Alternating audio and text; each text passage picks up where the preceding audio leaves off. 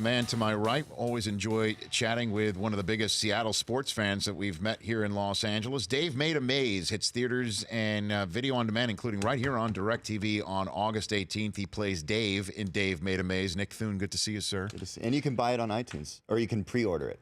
Right now. Yeah. So basically. I mean, why wouldn't you just click over, watch, you get your show on this screen and get a new tab open. It's a multiple screen world in which we live, Nick. So I don't know what, I'd love to chat with you about your Seattle Seahawks and your Mariners, but you have given me a heads up that you have an incredible story, sports-related story. Yeah. Similar to the one. I don't know how sports-related it is. But okay, good enough. Well, I mean, last time you were here, you told a story about how went into an office, a therapist's office, and Ray Liotta strolled out. And that was great. I mean, that's the short version of it. Yeah, that's a very short version. Okay. It's basically the story of my best acting scene I've ever had. And that's living on our app, and we should tell people to get to that. Yes, exactly. So you have the floor. This is involved. It involves and I got to say, the outfit that I'm wearing right now is the outfit that I wore moving. I moved all day yesterday, and the only shirt that I had was merch of mine that I found in the garage. A T-shirt that says Nick Thune, good guy on it, which you can buy on my website. Okay. I moved. My son had a black eye. He ran into a table yesterday. You're supposed to bubble wrap those things when you move them, Nick. You know what I mean? And so we basically pulled into a neighborhood as new residents, and I'm wearing a shirt with my face on it and name, and my son has a black eye. And I thought the best thing we could do is just say we're fostering him. Or it's everyone's just going to think like, well, he is a good guy. Or you live in Los Angeles, so a neglectful parent. Whatever he did was wrong. A neglectful parent who's a clear narcissist makes sense here sitting in Los Angeles. So people don't even mind that. So the Dodgers. I mean, I feel like I have to explain the fact I'm a huge Mariners fan. Yes. Always will be till I die. Well, you threw out a first pitch for the Seattle Mariners. Which you put together. Which we make dreams happen. Here on the Rich Eisen You guys really do.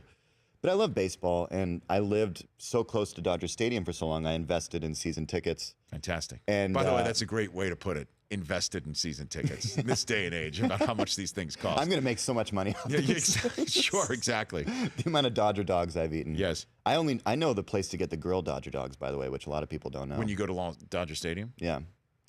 I'm not going to get that on air, though. Yeah, I mean, you want to keep that a secret. There's one location. Sure. But so I had 8 friends in town from out of Portland, Seattle, and I contacted all the people around me with season tickets and bought their tickets for that game. And so I brought my friends on a Saturday night. Great game, won. Everybody was happy. It was a big win. And my friend drove all of us in a 1989 Ford Bronco, which, if you know that, it's a 2-door, and 8 people legally are not allowed to be in that. But we were. And the game was over, and we got back in the Ford Bronco. And if you've been to Dodger Stadium on a Saturday night, you know that it's impossible to get out of, especially if you stay for the whole game. And so we're in a cattle herd. We're just trying to get out. We're listening to music. Everyone's having a good time. I am mandated Nick Thune to ask what color this Ford Bronco was. It's navy blue. Okay, very good. There is a brown stripe along the side. Okay. But it's always two-toned. It is not white. Is what okay. No, but I'll tell you what, though. So that's why as soon as I heard Ford Bronco and I heard Los Angeles and I heard a sports scene, I'm like, if that's where this is going. You better know that my friend the next day, after the story, texted me a picture of OJ and said, "This is us." So, okay, so that's point B, and we're sitting here at point A. Okay, what do we have here? Half hour of traffic. We're almost to the Elysian. We're almost to the exit, the Vince Scully Street exit. We've got about 100 yards to go. Yes. And I say to my friend, listen, you're not allowed to take a right up here, but if you get over the right lane, just don't even listen to him. Just take the right. And so he goes to do that, and then he rear-ends the car in front of us. It is a brand new black SUV, beautiful car. I'm not going to mention the, brand. Sure. And at that moment, it's like, oh my God, you just hit somebody, and we're going to be in trouble. The cops are going to be involved. And then 2 people get out. First, we see a girl out of the front passenger seat. Then we see Corey Seager get out of the driver's seat. Corey Seager gets out of his car. He hit a home run in the first inning. Corey Seager is Kyle Seager. I love Corey Seager. That's right. Your brother of one of the best Mariners of recent days. You don't even know about the third brother, by the way. There is a third. Okay. And his parents are so good looking. I mean, the whole family, just beautiful. But Corey... the most beautiful little boy I've ever seen in my life gets out of this car, comes around. He's wearing an Under Armour shirt. He just hit a home run. He just played 9 innings, and he's just with the herd, leaving the game. And he goes back and he looks. We broke a taillight. He looks at it, looks at the girl, and he realizes that he is now in a moment where people are going to start. It's Corey Seager. Right, yeah. Rookie of the year. And he looks at it and realizes the situation, looks back at us and goes. He just shrugs and thumbs up. And goes back, and on his way to the car, we're just like silent. And I go out the window, great game, Corey. And the girl laughed out loud as they got back in the car. And literally, we could have hit anyone else in that exit, and we would have been dealing with the cops. Yes, exchanging of information. But we hit Corey Seager. And here is the thing that breaks my heart. The thing that breaks my heart is the next day, he went 0 for 4. Uh-oh. And it makes me think, was there whiplash? Did something affect him? He didn't want to talk to the coaches about it. You just did enough contact to damage a taillight, right? That's it. That's a bit. I mean, he went 0 for 4. I don't know. You do the math. Yeah. Yeah. He didn't do good for 2 games, and then he came back with a home run. But I love him, and I would live the rest of my life with him if I could. Nick Thune. That is a wild story. Because you'd think that a Dodger player would have some way of getting out. You think there's like some exit, but you just also telling the story, the fact that you get in the car after a game, and you're like and a half hour later, we're just getting to the edge of the parking lot. I'm telling you, that's why people, they make fun of Dodger fans about leaving the game early. I mean, you really have to get the hell out of there. Oh my God, yeah. And Corey Seager though has no choice. He's playing all 9 innings. But I'm in like the reserve section, so it's all season ticket holders. If you walk out in the 7th inning, you'd be like, "No, I'm just going to get a hot dog." Yeah. People are like, "Sell out." Yeah, right. You don't want to watch it? That's funny. All right, so I guess rookie contracts, man. It's just a taillight. I don't need to get into all this stuff. But is there a more fun team to watch right now than the Dodgers? Well, they're 79-31, Nick. Which has never happened 32. since 1912, right? I mean, it's insane what they're doing right now. Ridiculous. And they've lost only 1 game since Clayton Kershaw went on the disabled list. Just the one. So as far as the Seahawks go, when they won the Super Bowl, I was in the last place that I lived, and then we moved, and then we know what happened with the Patriots, and then we know what happened last year, and now I moved again, and I think, well, they're back, baby. I'm in a new house. So but with the Dodgers, I'm moving this time of year. I mean, I don't want people to attack me on Twitter, but if things go downhill from here, it's not on me. At Nick Thune. On Twitter, but I think the fact that whatever might be in play superstitiously with the Dodgers, you have completely blown off kilter by rear-ending Corey Seager on the way out of a game. And he doesn't. I mean, legally, I couldn't. He could now approach me and say, and I was a passenger. I was not the driver. There were 8 passengers in the car.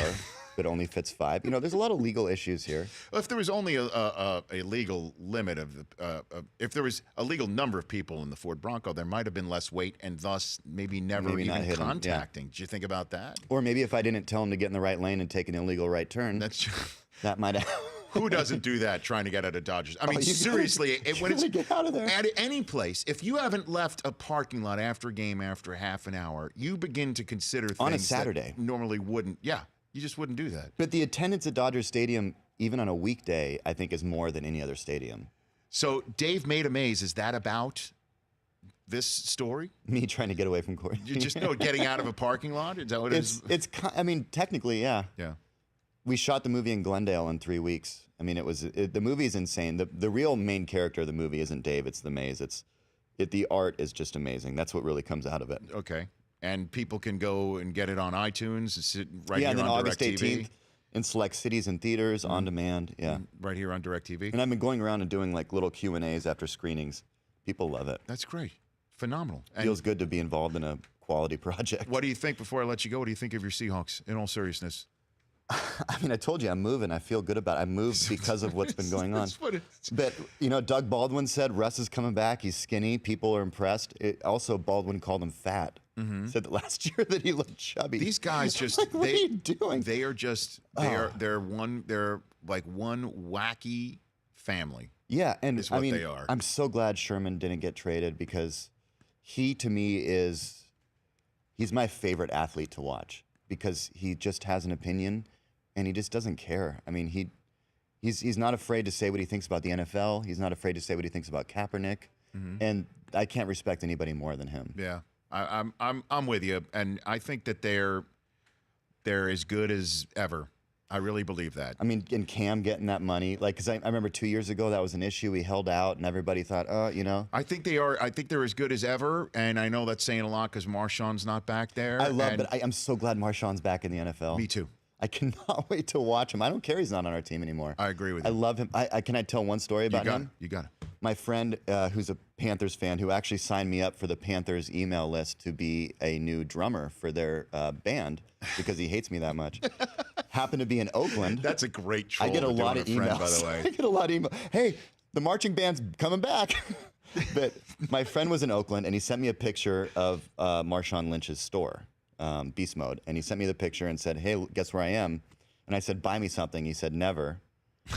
And then he called me 5 minutes later and says, you're never going to believe what just happened. Marshawn Lynch walked out of the Beast Mode store across the street into Starbucks, bought a mocha, which he followed him. Like, I want to see what he's ordering. Who knew he was a mocha fan? But he came out, and there was a homeless kid out on the sidewalk.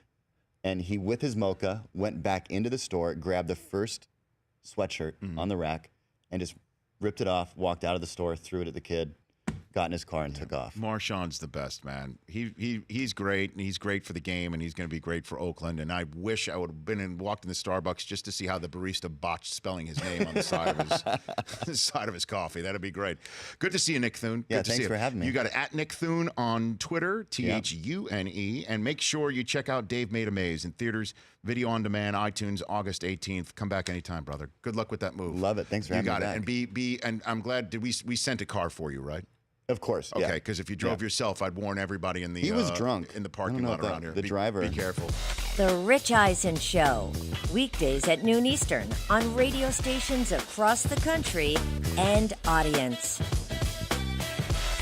If you like that video, be sure to download our app, and I'll be sure to move Week 6 games to Saturday for that wedding you have to go to.